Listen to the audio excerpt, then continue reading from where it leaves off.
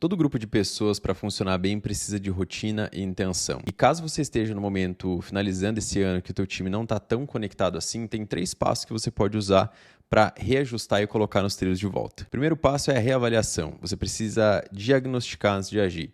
E esse é o primeiro ponto de partida para que você não olhe com os olhos de sempre e tente buscar as soluções de sempre, falando as coisas de sempre. Não vai funcionar. E o segundo passo é a reconexão. Aquilo que foi feito de errado no passado gerou efeitos que talvez você esteja sofrendo o efeito colateral dele até agora.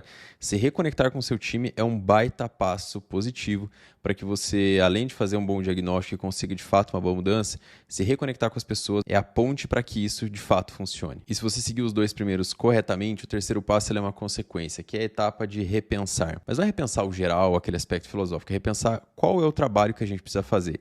E em conjunto, buscar uma solução para diminuir os silos, melhorar os processos e com isso ter melhores resultados.